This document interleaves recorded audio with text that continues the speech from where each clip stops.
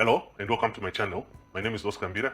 I'm a certified program and project manager. This is a channel where I answer most of the questions on project management. I also give advice to practicing and also aspiring project managers. In this video, I'm going to take you through the concept of project mandate. What does it mean? What does it contain? So let's get into the details. In this video, I'm going to take you through what is called a project mandate. This is a very important initial instruction or document that you get to initiate a project. So we are going to discuss project mandate. So throughout my experience, I've realized that project mandate can either come either as a simple instruction or as a detailed document. I've seen a project mandate where it was just the name of the project. I've also seen a project mandate where the startup details were also part of the mandate. So what is a mandate in project management? A mandate in project management is the instruction from the organization. It could be a private sector, it could be government, where they give the instruction to start the project. So it's going to be the basis of the project startup. So it is very, very important, especially for a program or project manager, to understand that there is a mandate from the organization, the initial instruction to start the program or to start the project. So there is no specific structure. There is no specific structure that you see related to mandate. It differs from industry to industry. It differs from company to company, from organization to organization. However, there are specific parameters that you should expect to see in a project mandate. So we are going to go through those parameters, explaining them one by one. What does it mean? How does it help? So the first part of the parameter that we are going to look at is called scope. So you should expect to see scope in your mandate document, or as you enrich your mandate document, you should include scope. So number one, we are looking at scope. So what do we mean by scope? Scope actually defines what is going to be covered by the project and what is not going to be covered by the project. So we are talking about what is in project, okay, and what is outside project. So when there is a mandate from organization, they specify what is in the project and what is not in the project. For example, they can talk about specifications,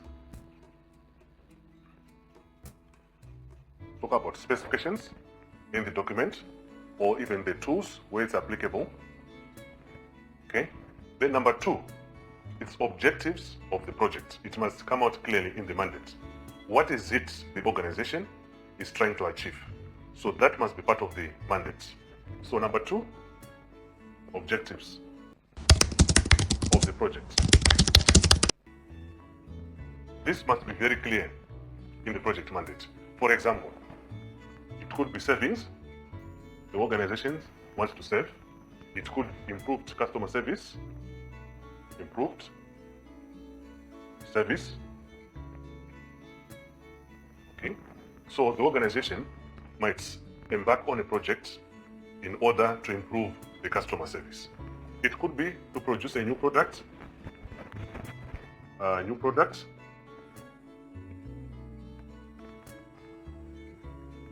It could be to produce probably a new service.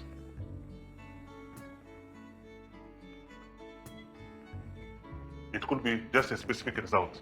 For example, research projects, they want to see a specific result. So it could be specific result. That is what is expected of the projects. Okay? So number three, we move on. It must be clear in terms of responsibilities. So we are talking of responsibilities. A project mandate must be very clear in terms of responsibilities. There are two main responsibilities that must exist or must be very clear from a mandate point of view. The first one, which is very, very important, is executive.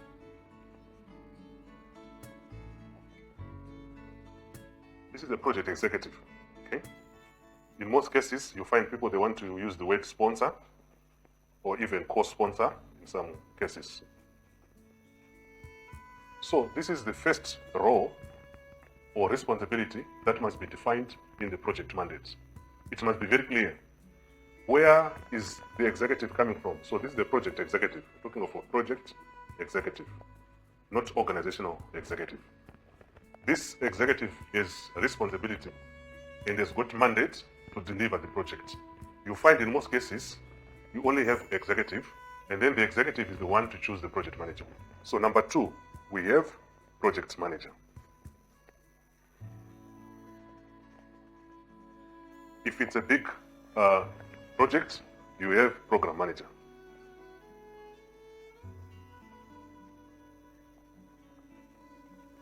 These are well defined in the project mandates. They are also very, very important. They must be defined in terms of executive or sponsor, project manager or program manager. They must be defined in the mandates. Then number 4 that we have are constraints.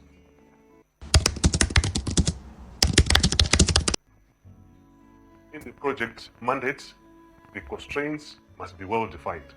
Then number 4, one of the constraints you find in a project mandate is timeline. Okay? So project timeline is defined in the project mandate, which means as you get the instruction to start the project, the timelines are defined by the organization depending on the intention of the project. So we are talking of start date, we are talking of end date. This should be well defined in the project mandate. Then the other constraint you find is, let me put letters here. Number B is the cost or expected maximum budget. So every project is going to have the expected cost for budgeting purposes. They might say it should be $2 million, for example. So that's the maximum that you should spend on this project. Then number 3, which is also very important, is the quality of the project. So quality is also well defined in terms of what you want to produce, what level of quality are you going to produce, and sometimes even the quality criteria is also defined. Then number 4, you find even milestones are defined in the project's mandates. So they define the milestones to say, we expect the project to be moving in this direction, and then after some period, we expect to produce 1 or 2 things which are going to be celebrated milestones. Then number 5, this is D, this is E. Number 5, you also have technical constraints, well defined. If it's a technical project, you have technical constraints, which are also defined if it's a technical project. Then you can also have even other constraints that can be defined by the organization depending on the type of project. One of the constraints you find in a project mandate is timeline. Okay? So project timeline is defined in the project mandate, which means as you get the instruction to start the project, the timelines are defined by the organization depending on the intention of the project. So we are talking of start date, we are talking of end date. This should be well defined. You've enjoyed the video so far. If you are new to the channel, don't forget to click the like button and the subscribe button so that you are the first person to be notified each time a new video is uploaded. So these are the main 4 parameters expected in a project mandate. We have the scope, which defines what is in the project, what is outside the project. For example, it can have specifications in terms of document. Okay? It can also have the tools defined in the scope. Then, number 2, you have objectives. In most cases, projects are done to achieve certain results. It could be savings of the organization, it could be improved service, it could be new products they want to produce, it could be new service they want to give to their customers, it could be specific result which they want to have. For example, in research, there's a specific result they expect, so they embark on a project to produce that result. Number 3, a mandate should always define the responsibilities. There are 2 main responsibilities that you always find in a mandate. It is the executive and the program or project manager. Executive is the first role to be defined in a project through the project mandate. The executive is also called a sponsor or even co-sponsor if there are more. The program manager is the one who's supposed to run the program on behalf of the organization. If it is a project manager is the one who's going to be responsible to run on a day-to-day the project of the organization. Then the last one but not least is the constraints. When a mandate is being drafted to start the project, the organization normally defines the constraints. So one of the first items on the constraints is time, which has got a start and an end date. Then the second one is the cost or budget. Normally you don't have a project that is running perpetuity in terms of cost. You are given constraints to say it's going to take you maximum of 2 million to implement this project. In some cases, you also get quality constraints or even milestone constraints, depending on the type of the project. Sometimes you also have technical constraints as well as other constraints that might be defined by the organization. So this is the context and the information as a project manager or program manager you must appreciate in terms of project mandates, what has to be in project mandate and what is not in the project mandate. So this is the last part of the video. We have reached the end of this video. I hope you have learned so many things. If you want me to create any additional video based on the concepts and the ideas that you have learned in this video, let me know in the comment section below.